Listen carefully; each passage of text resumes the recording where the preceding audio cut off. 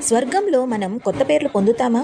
బైబిల్లో ఒక ఆశ్చర్యకరమైన వాగ్దానం ఉంది. దేవుడు మనకు కొత్త పేరు ఇస్తాడని చెప్పాడు. అది అంటే ఏమిటి? ఈ రోజు తెలుసుకుందాం. ప్రకటన గ్రంథం 2:17 చూడవచ్చు.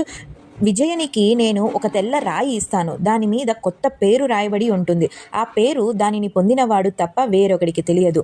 అంటే స్వర్గంలో దేవుడు మనలో ప్రతి ఒక్కరికి ప్రత్యేకమైన వ్యక్తిగతమైన పేరు ఇస్తాడు. కొత్త పేరు అంటే ఏమిటి?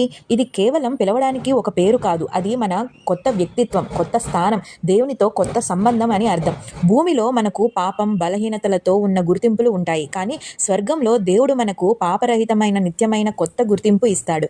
బైబిల్లో కొత్త పేర్లు పొందినవారు ఎవరెవరు?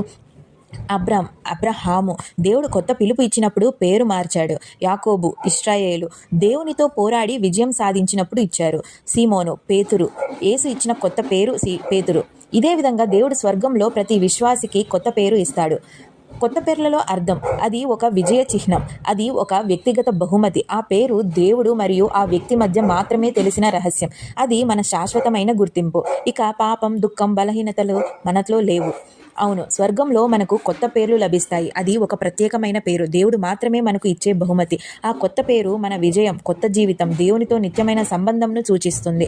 ఊహించండి, దేవుడు స్వయంగా మీకు ఒక కొత్త పేరు ఇస్తున్న సందర్భం. అది ఎవరికీ తెలియదు, కేవలం మీకు మరియు దేవునికే తెలుసు. ఎంత అద్భుతమైన వాగ్దానం కదా! మీరు ఏమనుకుంటున్నారు? స్వర్గంలో మనకు కొత్త పేర్లు లభించడం ఏం సూచిస్తుందని మీరు నమ్ముతున్నారు? మీ అభిప్రాయాన్ని కామెంట్స్లో రాయండి. మనం కలిసి చర్చిద్దాం.